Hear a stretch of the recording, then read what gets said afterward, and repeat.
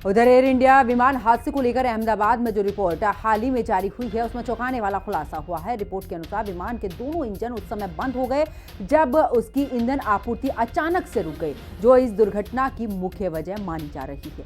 Report देखिए।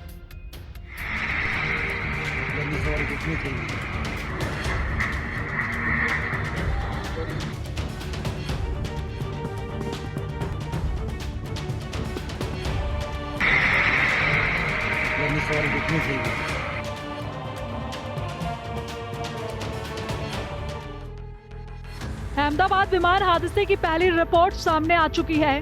Report में दावा किया गया है कि फ्यूल सप्लाई बंद होने से दोनों इंजन बंद हो गए थे, जिसकी वजह से उड़ान भरने से चंद सेकंड के भीतर एयर इंडिया का प्लेन जमीन पर आ गया। इस भीषण हादसे के करीब 1 महीने बाद विमान हादसा जांच ब्यूरो यानी कि AAIB ने प्राइमरी जांच रिपोर्ट जारी की है। इस हादसे में ईंधन की सप्लाई रुकना हादसे की मुख्य वजह बताई जा रही है। आपको बता दें कि AAIB रिपोर्ट के अनुसार विमान के दोनों इंजन बंद होने की वजह से हादसा हुआ। फ्यूल कंट्रोल स्विच रन से कट आउट मोड में बदला। स्विच का मोड बदलने से इंजन में फ्यूल सप्लाई बंद। ईंधन सप्लाई रुकने से उड़ान भरते ही इंजन बंद हुए।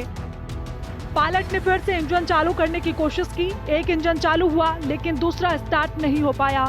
ऊंचाई न मिलने से विमान इमारत पर क्रैश हो गया।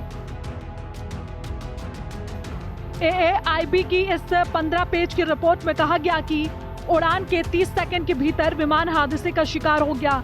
रिपोर्ट में कहा गया कि दोनों पायलटों ने फिर से फ्यूल सप्लाई शुरू कर दी थी। एक इंजन स्टार्ट भी हो गया था, लेकिन विमान उड़ान के लिए जरूरी स्पीड मेंटेन नहीं कर पाया, जिसका नतीजा ये हुआ कि दर्दनाक हादसा हुआ। ये तो अब निर्विवाद सत्य है कि जो क्रैश हुआ है वो लॉस ऑफ पावर की वजह से हुआ है। लॉस ऑफ पावर की वजह से जहाज ने एकदम जमीन से जाके टकराया है, उतनी ऊंचाई ले नहीं पाया। अब उसमें जो मेन पॉइंट इसमें निकल के आया है वो है कि टेक ऑफ के इमीडिएट बाद कुछ ही क्षणों में जो उसके फ्यूल एंड स्विचेज हैं वो अपने आप बंद हो गए। अब पायलट्स की जो बातचीत उसमें उन्होंने बताई है, उसके हिसाब से पायलट्स कहीं ये नहीं दिखा रहे कि उन्होंने किसी तरह से उसमें इंटरफियर करा है।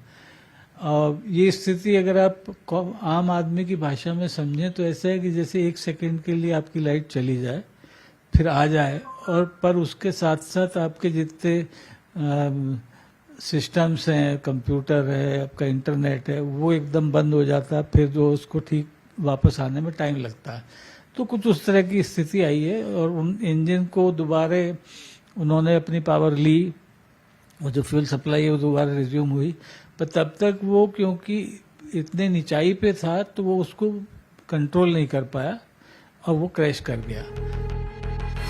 इस रिपोर्ट को लेकर बीजेपी सांसद और पायलट राजीव प्रताप रूडी ने रिएक्ट किया।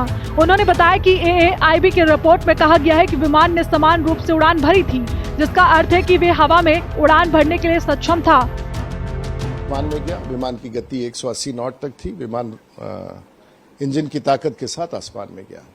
विमान आसमान में जाने के बाद दो विषय उभर के आए, और ये 2 विषय तभी होता है जब दोनों इंजन फेल करते हैं। एक इंजन नहीं, दोनों इंजन।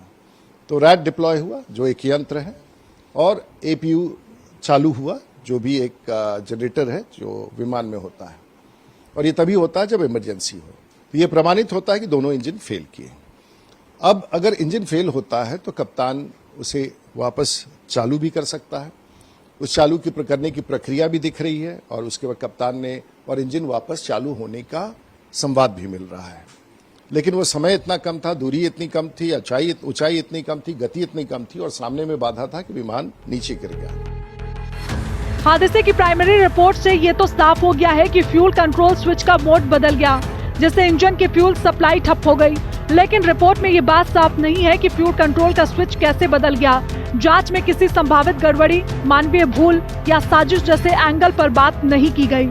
रिपोर्ट आने के बाद अभी भी कुछ सवालों के जवाब मिलने बाकी हैं, जैसे अचानक फ्यूल सप्लाई कैसे बंद हो सकती है, फ्यूल कंट्रोल स्विच का मोड कैसे बदल सकता है, क्या विमान की गड़बड़ी से फ्यूल सप्लाई बंद हुई, ऑटोमेटिक सिस्टम में ये कैसे संभव है, क्या हैकिंग या सॉफ्टवेयर एरर जैसी कोई संभावना है। विमान के दोनों पायलट बहुत अनुभवी थे। हादसे के वक्त दोनों पायलट फ्यूल बंद होने से हैरानी जताते हैं। एयर इंडिया ने इस रिपोर्ट पर कोई टिप्पणी करने से इनकार किया है। ब्यूरो रिपोर्ट, हिंदी खबर।